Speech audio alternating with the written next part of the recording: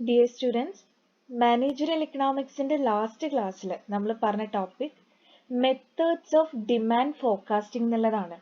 Already മാർക്കറ്റിൽ established ആയിട്ടുള്ള പ്രൊഡക്റ്റിന്റെ അല്ലെങ്കിൽ എക്സിസ്റ്റിംഗ് പ്രൊഡക്റ്റിന്റെ ഡിമാൻഡ് നമ്മൾ എങ്ങനെയാണ് ഫോർകാസ്റ്റ് ചെയ്യുന്നത്. നമ്മൾ പറഞ്ഞു രണ്ട് മെത്തേഡുകളാണുള്ളത്. ബ്രോഡ്ലി ഈ മെത്തേഡ്സിനെ എല്ലാം രണ്ടായിട്ട് ഗ്രൂപ്പ് ചെയ്യാം. ഫസ്റ്റ് വൺ സർവേ മെത്തേഡാണ്, then the second one statistical മെത്തേഡാണ്. അപ്പോൾ കഴിഞ്ഞ ക്ലാസ്സിൽ സർവേ മെത്തേഡ് എന്താന്ന് നമ്മൾ പറഞ്ഞു. സർവേ മെത്തേഡിന്റെ അണ്ടറിൽ ഫർദർ വാരിയസ് മെത്തേഡ്സ് വരുന്നുണ്ട്. അതിൽ ഫസ്റ്റ് വൺ ആയിരുന്നു കൺസ്യൂമർ ഇന്റർവ്യൂ മെത്തേഡ്. ദെൻ അതിന്റെ അഡ്വാൻറ്റേജസും ഡിസഡ്വാൻറ്റേജസും നമ്മൾ പറഞ്ഞു. Then second method collective opinion method എന്താ, അതിന്റെ മെറിറ്റ്സ് എന്താ, ഡിമെറിറ്റ്സ് എന്താ പറഞ്ഞു. അതേപോലെ experts opinion method, then consumer clinics എന്താ, അതുപോലെ NTUs മെത്തേഡ് എന്താ. ഇത്രയും കാര്യങ്ങൾ നമ്മുടെ കഴിഞ്ഞ ക്ലാസ്സിൽ പറഞ്ഞു. ദാറ്റ് മീൻസ് സർവേ മെത്തേഡ് എന്ന് പറയുന്ന ഒരു പാർട്ട് കംപ്ലീറ്റ് ചെയ്തു. ഇനി ഇന്നത്തെ ക്ലാസ്സിൽ നമുക്ക് പറയാനുള്ളത് സ്റ്റാറ്റിസ്റ്റിക്കൽ മെത്തേഡ്സ് എന്താണ്. ഓൾറെഡി മാർക്കറ്റിൽ എക്സിസ്റ്റിംഗ് ആയിട്ടുള്ള എസ്റ്റാബ്ലിഷ്ഡ് ആയിട്ടുള്ള പ്രൊഡക്റ്റിന്റെ ഡിമാൻഡ് നമ്മൾ ഫോർകാസ്റ്റ് ചെയ്യാണ്. അതിന് രണ്ട് മെത്തേഡാണ്, സർവേ മെത്തേഡും സ്റ്റാറ്റിസ്റ്റിക്കൽ മെത്തേഡും. അതിലെ സർവേ മെത്തേഡ് എന്താ, ദെൻ സർവേ മെത്തേഡിൽ വരുന്ന മറ്റു മെത്തേഡുകൾ ഏതൊക്കെയാണ് നമ്മൾ പറഞ്ഞതാണ്. ഇനി what is statistical method? Statistical method ഒരു ലോങ് റണ്ണിൽ അല്ലെങ്കിൽ ഒരു ലോങ് ടേം ഫോർകാസ്റ്റിങ്ങിനാണ് യൂസ് ചെയ്യുന്നത്. ഒരുപാട് കാലത്തേക്ക് ഒരു ലോങ് റണ്ണിൽ എത്ര ഡിമാൻഡ് ഉണ്ടായിരിക്കും അത് ഫോർകാസ്റ്റ് ചെയ്യാനാണ് സ്റ്റാറ്റിസ്റ്റിക്കൽ മെത്തേഡ്സ് നമ്മൾ യൂസ് ചെയ്യുന്നത്. അതിലെ മോസ്റ്റ് ഇമ്പോർട്ടൻറ്റ് സ്റ്റാറ്റിസ്റ്റിക്കൽ മെത്തേഡ്സ് ആണ് trend projection method, regression and correlation, extrapolation method, simultaneous equation method, barometric method എന്നുള്ളതൊക്കെ. അപ്പോൾ ഈ ഓരോ മെത്തേഡും എന്താന്നുള്ളതും അതിന്റെ മെറിറ്റ്സും ഡിമെറിറ്റ്സും നമുക്ക് നോക്കാം. സോ ദ ഫസ്റ്റ് വൺ, ഒന്നാമത്തെ സ്റ്റാറ്റിസ്റ്റിക്കൽ മെത്തേഡാണ് ട്രെൻഡ് പ്രൊജക്ഷൻ മെത്തേഡ്. അതിന്റെ പേരിൽ പറയണ പോലെ തന്നെ നമ്മൾ അവിടെ അനലൈസ് ചെയ്യുന്നത് ട്രെൻഡിനെയാണ്. ദാറ്റ് മീൻസ് പാസ്റ്റ് ഡാറ്റ, കഴിഞ്ഞ കാലങ്ങളിൽ അല്ലെങ്കിൽ കഴിഞ്ഞ വർഷങ്ങളിൽ എങ്ങനെയായിരുന്നു ഒരു പെർട്ടിക്കുലർ കമ്മോഡിറ്റിയുടെ അല്ലെങ്കിൽ ആ ഒരു പെർട്ടിക്കുലർ ഗുഡിന്റെ ഡിമാൻഡ്, ആ ഒരു ട്രെൻഡ് ഫ്യൂച്ചറിലും റിപ്പീറ്റ് ചെയ്യും. സോ അത്തരത്തിലൊരു അസംഷൻ വെച്ചാണ് നമ്മൾ എന്ത് ചെയ്യുന്നത്, ഈ മെത്തേഡിൽ ഡിമാൻഡ് ഫോർകാസ്റ്റ് ചെയ്യുന്നത്. സോ ട്രെൻഡ് പ്രൊജക്ഷൻ മെത്തേഡിൽ നമ്മൾ എന്താ ചെയ്യണത്, demand is estimated on the basis of analysis of past data. Past ഡാറ്റയുടെ ബേസിസിലാണ് നമ്മൾ എന്ത് ചെയ്യുന്നത്, ഡിമാൻഡ് എസ്റ്റിമേറ്റ് ചെയ്യുന്നത്. ദെൻ ടൈം സീരീസ് അനാലിസിസ് ആണ്, അതായത് over A period of time, ഒരു പെർട്ടിക്കുലർ ടൈം പീരീഡിലെ ഡാറ്റ നമ്മൾ എന്ത് ചെയ്യുന്നു, യൂസ് ചെയ്യുന്നു. സോ ആ ഒരു ട്രെൻഡ് റിപ്പീറ്റ് ചെയ്യും, അല്ലെങ്കിൽ ആ ഒരു ട്രെൻഡ് എങ്ങനെയാണ് ടൈം സീരീസിൽ വരുന്നത്, അതാണ് ഈ ഒരു മെത്തേഡിൽ നമ്മൾ നോക്കണത്. ദെൻ ഈ ഒരു ടൈം സീരീസിൽ ആ ഒരു ട്രെൻഡ് മെഷർ ചെയ്യാൻ അല്ലെങ്കിൽ ആ ഒരു ട്രെൻഡ് ഐഡന്റിഫൈ ചെയ്യാൻ കുറച്ച് ടെക്നിക്സ് നമ്മൾ യൂസ് ചെയ്യുന്നുണ്ട്. Least square method, free hand method, moving average method, semi average method എന്നൊക്കെ പറഞ്ഞിട്ട്. പക്ഷെ ഇതൊന്നും ഡീറ്റെയിൽ ആയി നമുക്ക് പഠിക്കാനില്ല, ജസ്റ്റ് എന്തൊക്കെയാണ് ടെക്നിക്ക് യൂസ് ചെയ്യുന്നത് എന്ന് മെൻഷൻ ചെയ്യുന്നേ ഉള്ളൂ കേട്ടോ. ഇനി വാട്ട് ആർ ദ മെറിറ്റ്സ്, എന്തൊക്കെയാണ് ഈ ഒരു മെത്തേഡിന്റെ മെറിറ്റ്സ്, അതേപോലെ ഡിമെറിറ്റ്സും എന്താന്നുള്ളതാണ് പറയാനുള്ളത്. അപ്പൊ മെറിറ്റ്സിൽ ഫസ്റ്റ് പോയിന്റ് വന്നിട്ട് ഇത് വളരെ സിമ്പിൾ ആയിട്ടുള്ള ഒരു മെത്തേഡാണ്. അതേപോലെ നമുക്ക് നല്ല ഒരു ഫോർകാസ്റ്റിംഗ് നല്ല രീതിയിൽ നടത്താൻ വേണ്ടി പറ്റും. ക്വിക്ലി അല്ലെങ്കിൽ ഈസിലി ചെയ്യാൻ പറ്റുന്നതാണ്. ഇൻഎക്സ്പെൻസീവ് ആണ്. ലോങ് ടേം ഫോർകാസ്റ്റിന് അപ്രോപ്രിയേറ്റ് ആയിട്ടുള്ള ഒരു മെത്തേഡാണ്. ദെൻ അതുപോലെ തന്നെ നമ്മുടെ ഇക്കണോമിക് കണ്ടീഷൻസിനെ കുറിച്ച് അല്ലെങ്കിൽ ഇക്കണോമിക് തിയോറീസിലൊന്നും ഒരുപാട് നോളജ് അല്ലെങ്കിൽ ഒരു ഇൻഡെപ്ത് നോളജ് റിക്വയർഡ് അല്ല. അപ്പൊ അത്രയും കാര്യങ്ങളാണ് മെറിറ്റ്സ് ആയി പറയണത്. ഇനി ഡിമെറിറ്റ്സ് അല്ലെങ്കിൽ ലിമിറ്റേഷൻസിൽ പറയണത്, it cannot explain the turning points of A business cycle. ഒരു ബിസിനസ് സൈക്കിളിന്റെ ടേണിംഗ് പോയിന്റ്സിനെ എക്സ്പ്ലെയിൻ ചെയ്യാൻ ഇതിന് പറ്റുന്നില്ല. അതേപോലെ ഷോർട്ട് ടേം ഫോർകാസ്റ്റിങ്ങിന് അല്ലെങ്കിൽ ഒരു കുറഞ്ഞ പീരീഡിൽ ഡിമാൻഡ് എത്ര ഉണ്ടാവും എന്നുള്ളത് ഫോർകാസ്റ്റ് ചെയ്യാൻ ഈ മെത്തേഡ് അപ്രോപ്രിയേറ്റ് അല്ല. Then it has limited value in actual business forecasting. ഇതിന് റിയൽ ലൈഫിൽ അല്ലെങ്കിൽ ആക്ച്വൽ ബിസിനസ് ഫോർകാസ്റ്റിംഗിൽ ലിമിറ്റഡ് വാല്യൂ ഉള്ളൂ. അപ്പൊ ഇതാണ് ട്രെൻഡ് പ്രൊജക്ഷൻ മെത്തേഡിൽ നമ്മൾ പറയണത്. ദെൻ രണ്ടാമത്തെ സ്റ്റാറ്റിസ്റ്റിക്കൽ മെത്തേഡാണ് regression and correlation. Regression and correlation മെത്തേഡിൽ ഈ ഒരു മെത്തേഡിൽ നമ്മൾ പറയണത് റിലേഷൻഷിപ്പ് ആണ്. ഡിപ്പെൻഡന്റ് വാരിയബിൾസും ഇൻഡിപെൻഡന്റ് വാരിയബിൾസും തമ്മിലുള്ള ആ ഒരു റിലേഷൻഷിപ്പ് ഐഡന്റിഫൈ ചെയ്യുക, അത് അനലൈസ് ചെയ്യുക, അത് സ്റ്റേറ്റ് ചെയ്യുക. അതാണ് regression and correlation. Relationship between dependent and independent variable. ഒരു പെർട്ടിക്കുലർ പ്രൊഡക്റ്റിന്റെ സെയിൽ എന്ന് പറയുന്നത് ഒരുപാട് ഫാക്ടേഴ്സിനെ എന്ത് ചെയ്യുന്നുണ്ട്, ഡിപ്പെൻഡ് ചെയ്തിരിക്കുന്നു. സോ ഡിപ്പെൻഡന്റ് വാരിയബിൾ എന്താണ്, സെയിലാണ്. അവിടെ ഇൻഡിപെൻഡന്റ് വാരിയബിൾ എന്ന് പറയുന്നത് ഗുഡ്സിന്റെ, റിലേറ്റഡ് ഗുഡ്സിന്റെ പ്രൈസസ്, കൺസ്യൂമേഴ്സിന്റെ ഇൻകം, അഡ്വർടൈസ്മെന്റ്, അങ്ങനെയുള്ള കാര്യങ്ങൾ. അപ്പൊ ഈ വക വാരിയബിൾസിന്റെ ഇടയിലുള്ള റിലേഷൻഷിപ്പ് ഐഡന്റിഫൈ ചെയ്യുക, അതിനെ അനലൈസ് ചെയ്യുക, ആ റിലേഷൻഷിപ്പിനെ സ്റ്റേറ്റ് ചെയ്യുക, അതൊക്കെയാണ് റിഗ്രഷൻ ആൻഡ് കോറിലേഷനിൽ പറയണത്. ഈ മെത്തേഡിനെ പറയുന്ന മറ്റൊരു പേരാണ് economic model building. Regression and correlation or economic model building. ഇനി എന്തൊക്കെയാണ് ഈ ഒരു മെത്തേഡിന്റെ മെറിറ്റ്സ്, അതേപോലെ ഡിമെറിറ്റ്സ് നോക്കാം.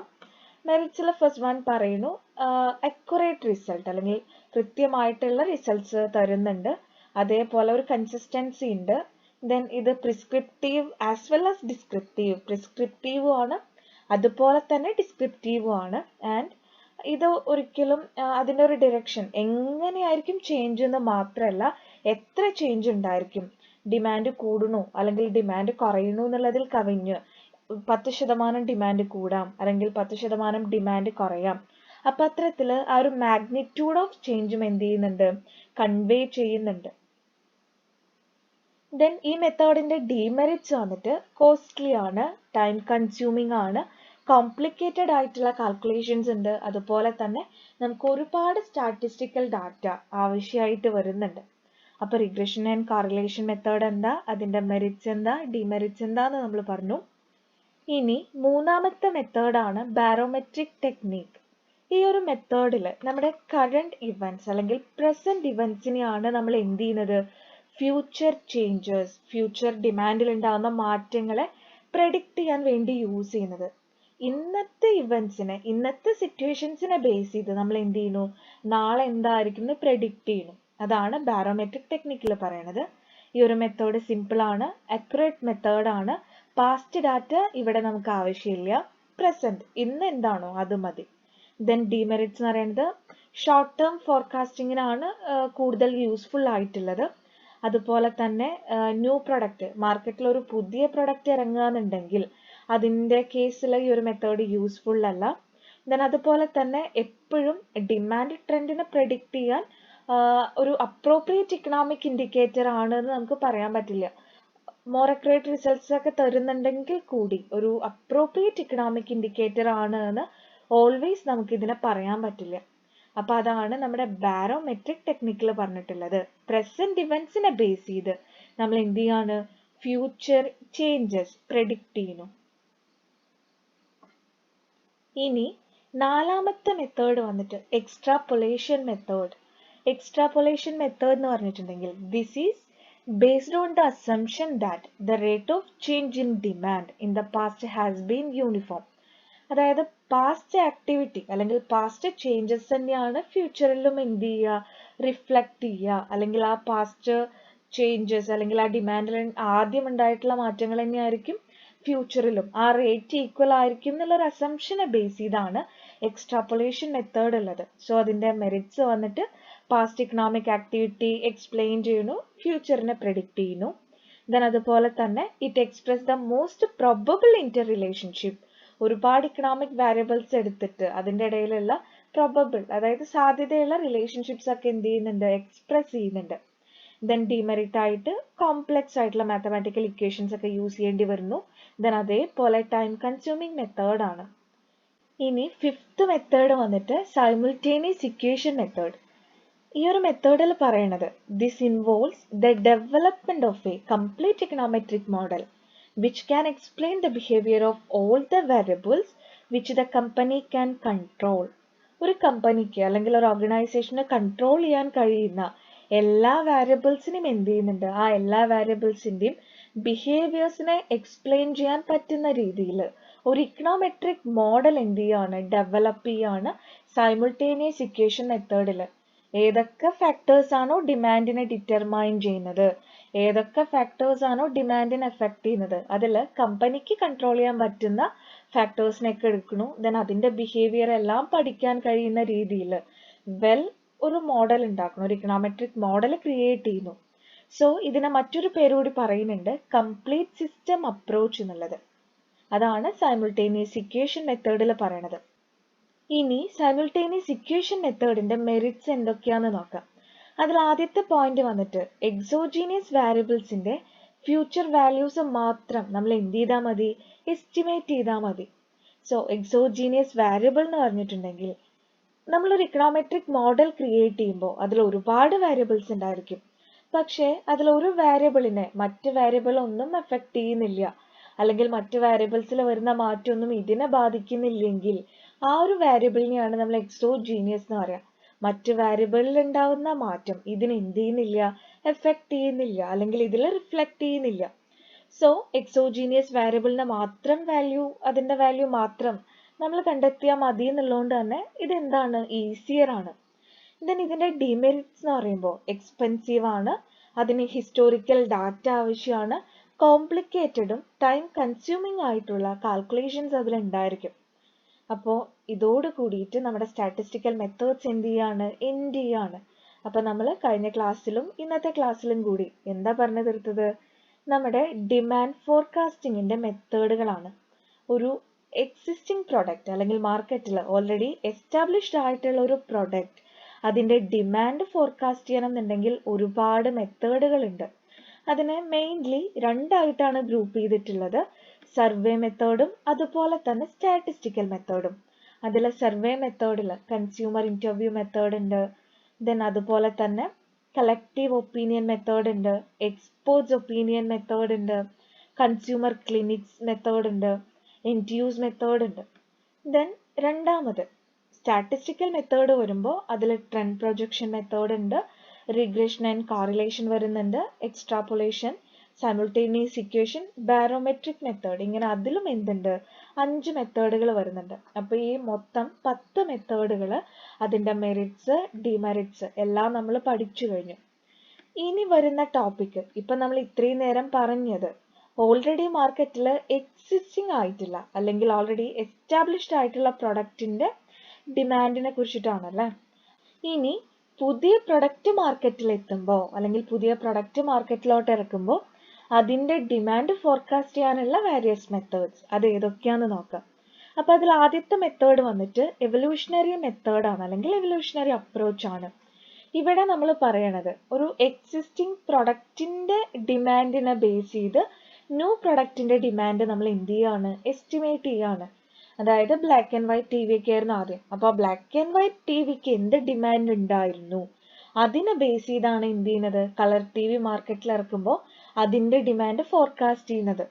അല്ലെങ്കിൽ ഒരു പഴയ മോഡൽ ഫോൺ, അതിന് എന്ത് ഡിമാൻഡ് ഉണ്ടായിരുന്നു അതിനെ ബേസ് ചെയ്താണ് ഒരു ന്യൂ മോഡൽ അല്ലെങ്കിൽ ഒരു ആൻഡ്രോയിഡ് ഫോൺ മാർക്കറ്റിൽ ഇറങ്ങിയപ്പോൾ അതിന്റെ പഴയ മോഡൽ ഫോൺസിന്റെ ആ ഒരു ഡിമാൻഡ് അതിനെ ബേസ് ചെയ്താണ് ഫ്യൂച്ചർ ഡിമാൻഡിനെയൊക്കെ ഫോർകാസ്റ്റ് ചെയ്തിരുന്നത്. അപ്പൊ അതാണ് ഇവല്യൂഷണറി അപ്രോച്ചിൽ പറയണത്. ദെൻ രണ്ടാമത് വന്നിട്ട് സബ്സ്റ്റിറ്റ്യൂട്ട് അപ്രോച്ച്. സബ്സ്റ്റിറ്റ്യൂട്ട് അപ്രോച്ച് എന്ന് പറഞ്ഞിട്ടുണ്ടെങ്കിൽ the demand for the new product is analyzed as substitute for the existing product. ഒരു എക്സിസ്റ്റിംഗ് പ്രൊഡക്റ്റിന് സബ്സ്റ്റിറ്റ്യൂട്ട് എന്നുള്ള രീതിയിലാണ് ന്യൂ പ്രൊഡക്റ്റിന്റെ ഡിമാൻഡ് നമ്മൾ എന്ത് ചെയ്യുന്നത്, മെഷർ ചെയ്യണത്. ദെൻ ഗ്രോത്ത് കർവ് അപ്രോച്ച് ആണ് മൂന്നാമത്. ഗ്രോത്ത് കർവ് അപ്രോച്ചിൽ നമ്മൾ പറയണത് ഒരു ന്യൂ പ്രൊഡക്റ്റിന്റെ ഡിമാൻഡ് ഇവിടെ എസ്റ്റിമേറ്റ് ചെയ്യപ്പെടുന്നത് എസ്റ്റാബ്ലിഷ്ഡ് പ്രൊഡക്ട്സിന്റെ ഗ്രോത്തിനെ ബേസ് ചെയ്തിട്ടാണ്. ബ്ലാക്ക് ആൻഡ് വൈറ്റ് ടി വിക്ക് എന്ത് ഗ്രോത്ത് ഉണ്ടായിരുന്നു, സോ അത്രയും ഹൈക്ക് അല്ലെങ്കിൽ അത്രയും ഒരു ഇൻക്രീസ് ഇതിൽ വരും, ഒരു കളർ ടി വി മാർക്കറ്റിൽ ഇറക്കുമ്പോൾ വരും. അപ്പൊ അത്തരത്തില് എക്സിസ്റ്റിംഗ് അല്ലെങ്കിൽ എസ്റ്റാബ്ലിഷ്ഡ് പ്രൊഡക്റ്റിന്റെ ഗ്രോത്ത് ആണ് നമ്മളിവിടെ അനലൈസ് ചെയ്ത് ഫ്യൂച്ചർ ഡിമാൻഡ് എസ്റ്റിമേറ്റ് ചെയ്യുന്നത്. ഇനി നാലാമത്തെ മെത്തേഡ് ഒപ്പീനിയൻ പോളിംഗ് മെത്തേഡ് ആണ്. ഇവിടെ നമ്മൾ കൺസ്യൂമേഴ്സിനെ ഡയറക്റ്റ്ലി അപ്രോച്ച് ചെയ്ത് അവരുടെ കയ്യിൽ നിന്ന് ഇൻഫർമേഷൻസ് കളക്ട് ചെയ്യുന്നു, ഒരു സാമ്പിൾ സർവേ കണ്ടക്ട് ചെയ്യുന്നു. ഒരു പുതിയ പ്രൊഡക്റ്റ് മാർക്കറ്റിൽ ഇറക്കുമ്പോൾ അവരെങ്ങനെയാണ് അതിനെ നോക്കി കാണുന്നത്, അവരെങ്ങനെ റെസ്പോണ്ട് ചെയ്യുന്നു എന്നുള്ളത് അറിയാം. ഇനി അഞ്ചാമത്തെ മെത്തേഡ് സെയിൽസ് എക്സ്പീരിയൻസ് അപ്രോച്ച്. ഇവിടെ നമ്മൾ എങ്ങനെയാണ് ആ ഒരു ഡിമാൻഡ് എസ്റ്റിമേറ്റ് ചെയ്യുന്നതെന്നുണ്ടെങ്കിൽ ഒരു സാമ്പിൾ മാർക്കറ്റ് ക്രിയേറ്റ് ചെയ്യാണ്. ഒരു ന്യൂ പ്രൊഡക്റ്റ് ആദ്യം ഒരു സാമ്പിൾ മാർക്കറ്റിൽ എന്ത് ചെയ്യുന്നു, സപ്ലൈ ചെയ്യുന്നു. ദെൻ ആ സാമ്പിൾ മാർക്കറ്റിൽ അവിടെ എങ്ങനെയാണ് ആളുകൾ അതിനെ അപ്രോച്ച് ചെയ്യണത് അല്ലെങ്കിൽ എത്ര ഡിമാൻഡ് ഉണ്ട്, ആ ഒരു ആളുകളുടെ ഇമ്മീഡിയറ്റ് റെസ്പോൺസ് നമുക്ക് അവിടെ നിന്ന് മനസ്സിലാക്കാം. ദെൻ അതിന് ഇൻഡെപ്തായി അനലൈസ് ചെയ്താണ് ഒറിജിനലി എന്ത് ചെയ്യുന്നത്, മാർക്കറ്റിലോട്ട് ആ ഒരു പ്രൊഡക്റ്റ് അവൈലബിൾ ആക്കുന്നത്. ദെൻ ലാസ്റ്റ് മെത്തേഡാണ് വിക്കാരിയസ് അപ്രോച്ച് എന്നുള്ളത്. ഇവിടെ കൺസ്യൂമേഴ്സിന്റെ റിയാക്ഷൻസ് നമ്മൾ എന്ത് ചെയ്യാണ്, ഇൻഡയറക്ട്ലി സ്പെഷ്യലൈസ്ഡ് ഡീലേഴ്സിന്റെ ഹെൽപ്പോട് കൂടിയിട്ട് ഇൻഡയറക്ട്ലി നമ്മൾ എന്ത് ചെയ്യാണ്, അവരുടെ റിയാക്ഷൻസ് അനലൈസ് ചെയ്ത് ഫ്യൂച്ചർ ഡിമാൻഡിനെ എസ്റ്റിമേറ്റ് ചെയ്യാണ്. സോ ഇത്തരത്തിലാണ് 6 മെത്തേഡിലൂടെ നമ്മൾ എന്ത് ചെയ്യുന്നത്, ന്യൂ പ്രൊഡക്റ്റിന്റെ ഡിമാൻഡിനെ ഫോർകാസ്റ്റ് ചെയ്യുന്നത്. ഓക്കെ, അപ്പോൾ എക്സിസ്റ്റിംഗ് പ്രൊഡക്റ്റിന്റെയും അതുപോലെ ന്യൂ പ്രൊഡക്റ്റിന്റെയും ഡിമാൻഡ് എങ്ങനെയൊക്കെയാണ് ഫോർകാസ്റ്റ് ചെയ്യുന്നത് എന്ന് നമ്മൾ പഠിച്ചു. ഒരുപാട് മെത്തേഡുകൾ ഉണ്ട്, അതിന്റെ അഡ്വാൻറ്റേജസും ലിമിറ്റേഷൻസും ഒക്കെ പറഞ്ഞു. അപ്പോൾ എന്തെങ്കിലും ഡൗട്ട് ഉണ്ടെങ്കിൽ ചോദിക്കാം. Thank you.